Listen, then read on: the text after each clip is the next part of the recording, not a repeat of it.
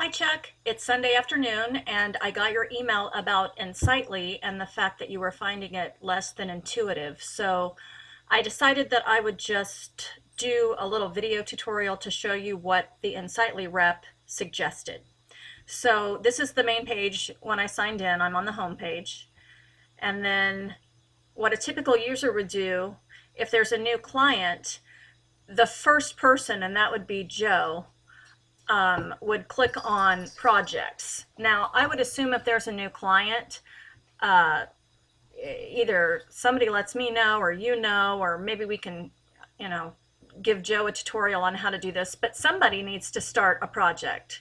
And you just go new project, and that new project would be the person's name, the new client's name. So for our purposes here, test project is the new person. So once we click on it, I think you were pulling it up right here, and you can see down here the pipeline. What I had done before was I put all the tasks into the same project, and she told me that was incorrect because it gets confusing. So what she told me to do was break the tasks up by events on the pipeline. So you can see down here on the pipeline we have 7 events. So I split the tasks to fit each one. So folder setup, when a person comes to see this, so this would be Joe, he would come and click on tasks, and these are the tasks that he would need to do. Now to open it to see what he needs to do, he'd just click on it. He can see what he needs to do. We can add files down here or not, that's up to you. I think that's probably best, just because why wouldn't we? I mean, they're added straight from Dropbox. So when he's done with this task, he would go up to actions and he would hit complete task. Okay? And so we can see that the first thing in the to-do list is done. The next thing, the client contract, would be next. And we're moving right down the line. Now for the client contract, this would be the second of 4 tasks. So once he's gotten together the client contract, and I did not go down and put the specifics about this, and I probably think it would be best to put them in the details right up here.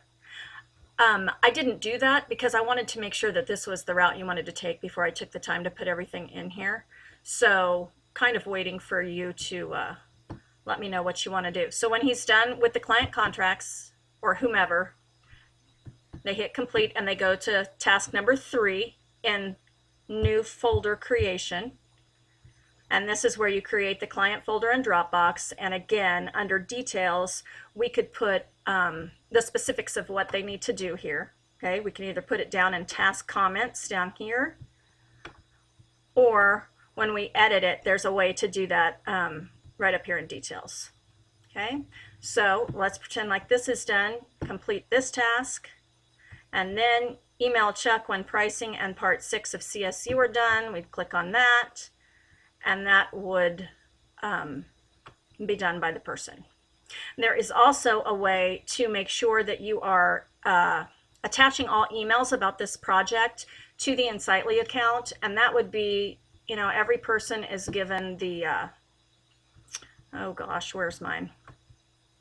The Insightly email. And so you put that in the BCC whenever you're emailing somebody from the Insightly account or the Safety Made Simple account, and then all of those emails are automatically linked to that client. So that might be something that you want to investigate doing, or you would like me to investigate doing as well. Okay, so back to the project. We were almost done. We were right here. And now what do I need to do to make sure that this is recorded as done? Hopefully you know that you needed to go up to actions and hit complete task.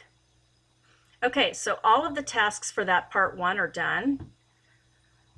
And it's going to say not started because I put you in charge of it and I'm the one that's doing it. So I just wanted to let you know that that's why that that says that. Okay, now on the pipeline, let's get back into the actual project. We'll go to About.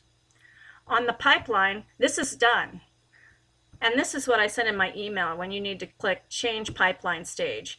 When you click that, these are the tasks associated with this pipeline. The minute that we put the different people in the company associated and whose responsibility it is for these tasks, they will be emailed when it's their turn.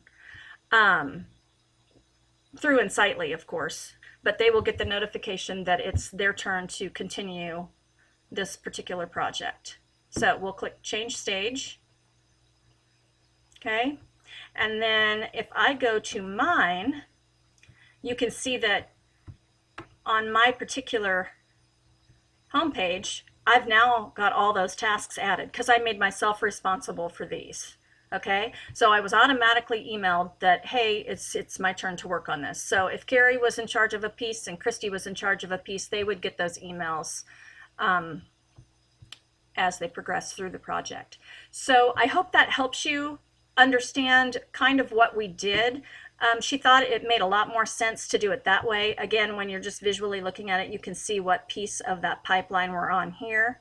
And then if you click back into the project, About shows you the pipeline, shows you who's in charge of the pipeline. There's that email address I was talking about earlier that you would just attach in the blind copy.